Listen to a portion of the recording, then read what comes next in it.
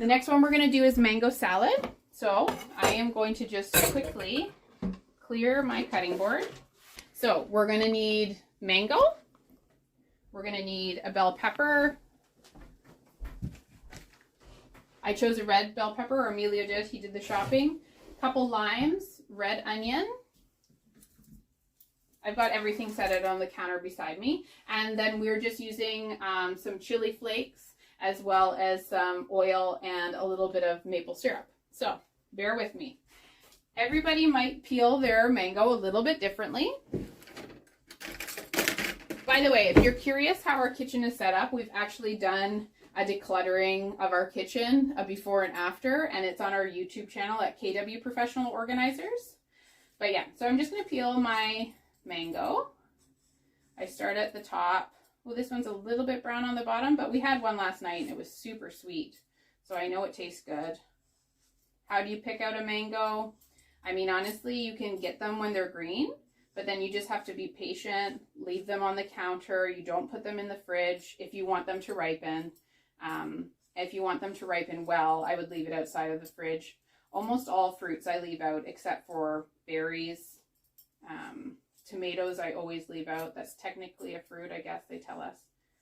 So once you get all the skin off, and mangoes are quite slippery, so just make sure, I like to hold it in my whole hand, kind of with my finger and thumb locking it in, but it really depends on the size of your hand too. So, compost. Everything that we're going to make with this salad is a thick kind of julienne, which is basically like long sticks kind of idea. So my mango I take with the pit at the top, or the stem at the top, and then I cut a little bit on the inside. So I'm cutting right down, it almost went on the floor, sweet save. Alongside the pit, and you can see it's a little bit dark here, we'll just cut that part out. And so I'm just going to cut off these bad spots. Don't let the bad spots of fruit, vegetables, in the sink is okay, turn you off of something, because often it's the seconds, the fruit that are damaged, that taste the best. I feel like it's like they're Darwinian trying to survive. So I'm going to cut my mango into long strips. This one.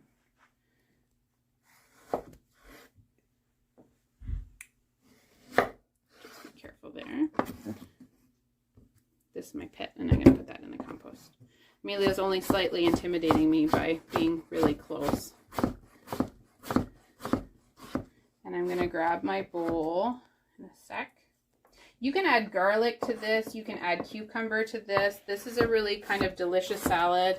If you're not vegetarian or vegan, you can add fish oil, and that just gives it a little bit of a Thai flavoring. And if it was summertime, I would be adding Thai basil into the salad, or mint or something like that. But I don't have any herbs out of the garden right now, and Emilio couldn't find any at the grocery store when he and Eva went. So we just have to make do with what we have. But the good thing about this salad is that it doesn't really need a lot, because you've got like the mango, really simple flavors you really want to taste. Any of the super brown ones, I probably would just eat those. Like, I wouldn't put them in, but I'd be like, oh, I'm going to eat that, because that's really good. We don't throw anything here. No. It actually tastes delicious. It just doesn't look nice. This is, again, just like long kind of sticks. And maybe I didn't talk through how I cut my peppers, but I definitely cut down 4 walls from the top. And I learned that from Kate Kowalchuk, because it makes it, so if the pepper's like this, I have the stem at the top, I cut down a side, I turn it, I cut down a side. This one came to a point. I would generally like cut this off and use this too. It's pretty small, so I'll just eat it and put that away. So yeah, so the reason why I do that is that it helps you cut really straight lines afterwards, because you're basically working with rectangles. Cut it in half so that we just kind of got like matchsticks, and I throw it in here. And this is for about like 4 adults, I would say. And this is to go alongside, you know, you could do fish, you could do a rice, you could do a curry. You might just want to eat this with some grilled chicken or tofu. My sink tends to be a catch-all. I do clean it on a regular basis, so hopefully that's not grossing anybody out. we're going to do the zest of 1 lime. I need my zester. I want to show it to you too because it's super cute. It's like a Parmesan cheese mini grater, but I use it for zesting. I know that there's other ones, but I kind of like that this one kind of gives big chunks of zest. So see that? Can you see? Yeah. It smells good. I wish you guys could be in here smelling the lime. How many people are tired of COVID? I'm glad that we're kind of getting our vaccinations. My grandmother's been vaccinated. My neighbor's been vaccinated.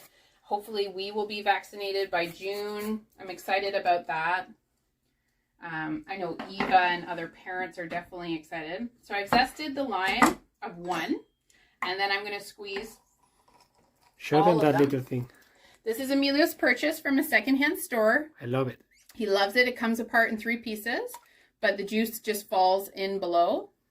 So the only problem is that you don't get pulp, which is like kind of, I like pulp. Some people don't like pulp, but it is a beautiful little... This isn't our only zester either. Show the other so one. that one I actually bought it for lemons because it collects the pits from the lemon. For limes, we normally use this one because lime doesn't have pits, so you can just squeeze it right away. But lemons, all the pits, you don't want them in the salad. So that's why this guy is really good for lemons. So I'm just going to do that. It was full after 1.5. These were juicy. So I'm going to squeeze the last one. I don't think we need juice for any other one, but I'm going to keep it to the side here. So once we've done that, I did that now because it's going to help keep the mango from going brown. Like the sooner you can add the citrus, the better. And then we're just going to use half a red onion. Put that in there. Just pinch off the end so that I can... And why red and not... I like red because of the flavor. If you like onion, you can add more or less depending on your family's preference kind of thing. I'm a big onion fan. The more the merrier. But the red is colorful, so it just brings out a really nice color. And also, I think the flavor is a little bit less aggressive than some of like the cooking onions that you might have. But mostly it's because of the color. It's just pretty.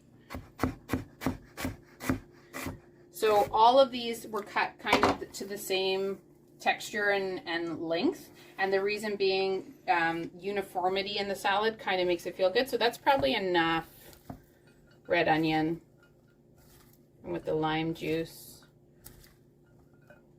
and I'm just doing it with my hands because why not? It's hard. Like, this is not generally how I would be set up exactly in the kitchen because you guys are here and we wanted to have it so that it was easy and fast to teach, but everybody cooks in their own style. I can actually even get rid of this doesn't need to be here anymore. And I would put it under the counter, but Jose's there. So yeah, so now I'm just gonna pour in a little bit of olive oil. I think I said that I would only use a tablespoon, so I'll measure it just for the sake of this. So a tablespoon, and I'll pour that in. I normally eyeball everything, so if you're somebody who eyeballs, just eyeball. Yeah, that's okay too. It's awesome. Maple syrup.